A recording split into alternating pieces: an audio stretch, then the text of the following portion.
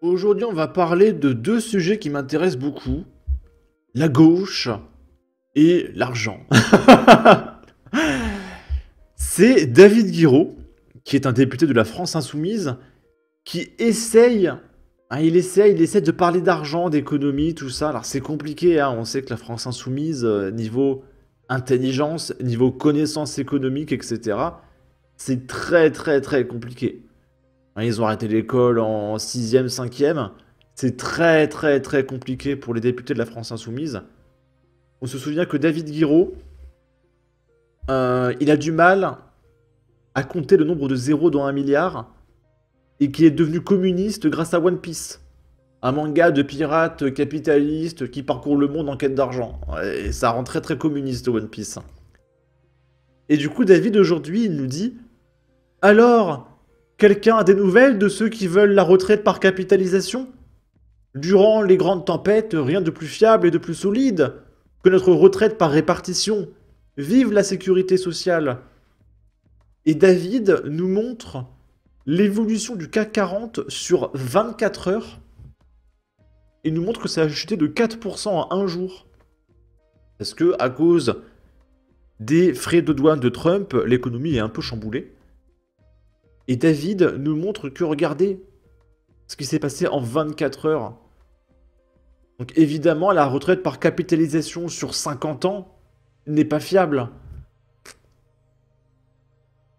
Est-ce que vous comprenez le problème? Et du coup, David Guiraud, là, il perd sur tous les plans. Déjà, premièrement, t'es en train de nous dire, David, que la capitalisation, c'est dangereux, qu'il y a des risques. Donc t'es en train de nous dire que peut-être qu'il faudrait pas taxer les méchants actionnaires qui gagnent des dividendes. N'est-ce pas, David? Réponds-moi, David. Deuxièmement, il ment. Parce qu'évidemment, tu ne regardes pas la bourse sur 24 heures, ça n'a aucun sens. Et du coup, il a pris des notes de la communauté, dont la mienne. La mienne, c'est celle-là. C'est votre note. J'ai écrit: l'auteur de ce tweet zoome sur 24 heures de variation.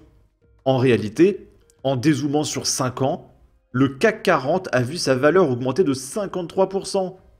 Si on clique sur Max, depuis 1990, sa valeur a même augmenté de 247%.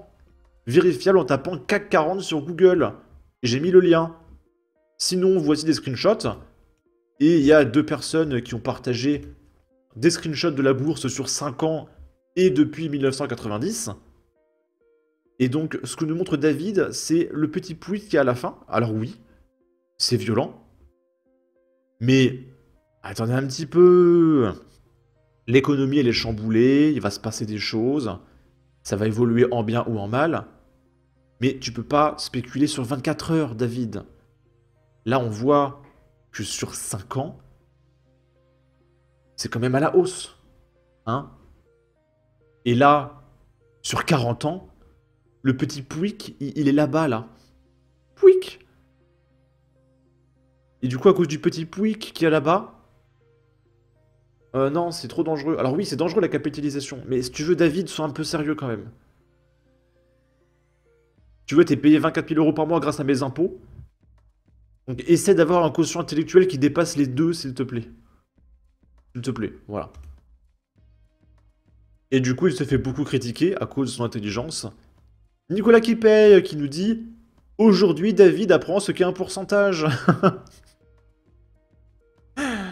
Franchement, je crois que j'ai jamais lu un truc aussi stupide économiquement parlant. Cet abruti prend une baisse sur 2 jours pour fantasmer sur son système de répartition en état de mort cérébrale avancée, alors que le CAC 40 a explosé depuis des décennies.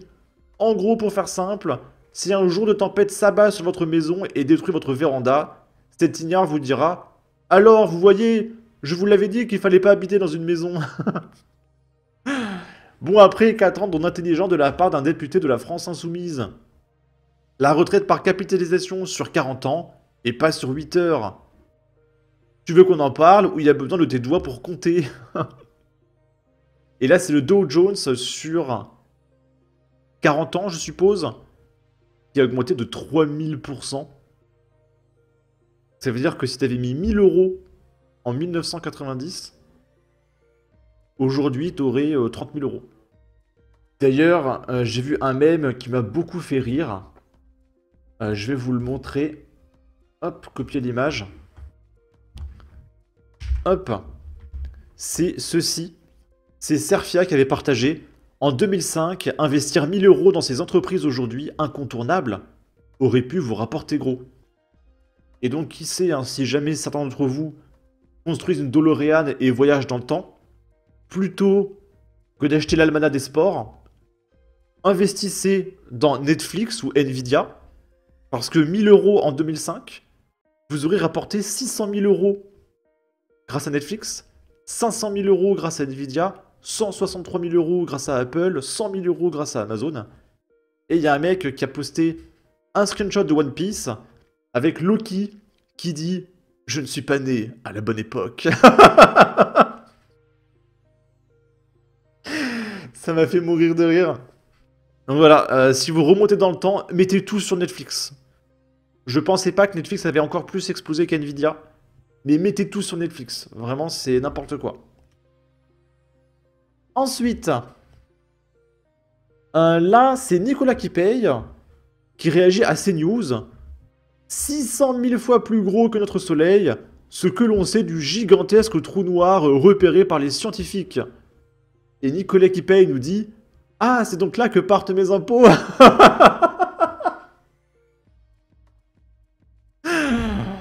Et on va terminer avec ça, mais c'est complètement lunaire. Hein. Alors, je vais juste vérifier un truc parce que j'ai posé une question à Grok pour réagir à ça. Si Grok a répondu, en gros, si vous faites @Grok en commentaire, regardez, c'est là. @Grok, il y a Grok qui est l'intelligence artificielle de Twitter qui va vous répondre dans les 2-3 minutes. Et donc, qu'est-ce qui s'est passé ? C'est la ministre de la Transition écologique. Donc je sais pas si elle est macroniste ou écolo, c'est un peu des deux, je pense. Elle nous dit par rapport aux ZFE, donc les zones à faible émission. Donc le projet, c'est d'interdire les voitures. Et il faudra que tout le monde ait une voiture électrique. Et apparemment, les ZFE, ça a été un peu annulé parce que les gens n'ont pas l'argent pour acheter des voitures électriques. Et elle nous dit, mais d'abord, les pauvres, ils ont pas de voiture, donc ça les concerne pas. Je vous jure que c'est vrai. Hein. Vraiment, mais c'est lunaire. Hein. Elle est ministre et elle te sort ça sur BFM, 1 million de téléspectateurs. Elle a pas dit les pauvres, elle a dit les moins riches. C'est pareil. Bah, de toute façon, les pauvres, ils ont pas de voiture. Bah, Les logements sociaux, les habitants des logements sociaux. Sont aussi les moins riches. Alors, d'abord, les moins riches, ils n'ont pas de voiture. Hein. Ce sont ceux qui sont le moins équipés. Mais ceux qui ont une voiture, en voiture. Oui, les pauvres, ils ont pas de voiture. Bah oui, oh ouais, quand même. Et du coup, j'ai voulu me renseigner et j'ai dit @Grok, comment se déplacent les pauvres en voiture en France.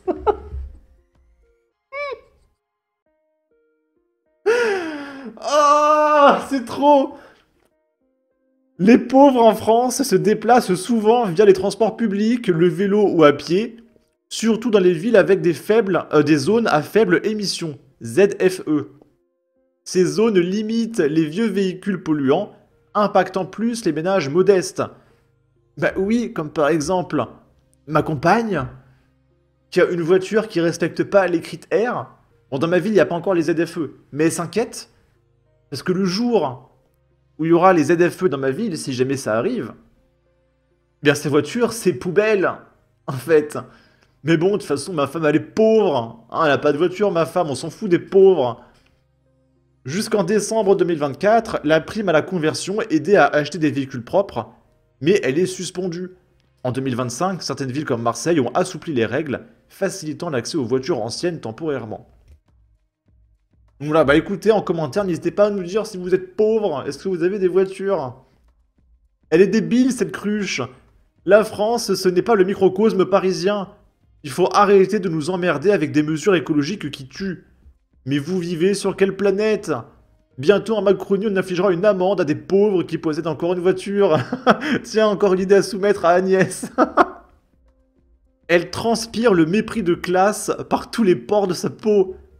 En gros, elle nous explique qu'elle veut faire en sorte que tous ceux qui ont une vieille voiture rejoignent les plus pauvres qui n'en ont pas. Elle ne réalise même pas l'absurdité de son raisonnement. Je ne supporte plus les macronistes. En fait, les gauchistes veulent nous tuer, hein, ni plus ni moins. Et les macronistes veulent nous humilier, mais vraiment. Alors ça, je sais pas c'est quoi le plus odieux. Est-ce que c'est de nous dire qu'on veut nous tuer, ou est-ce que c'est de nous humilier publiquement, de nous ostraciser, etc. Je sais pas. Bon. Sur ce, n'hésitez pas à donner votre avis, votre opinion, à partager, liker, commenter, ça aidera au référencement de la vidéo sur YouTube. Abonnez-vous, suivez-moi sur Twitter, prenez soin de vous, salut!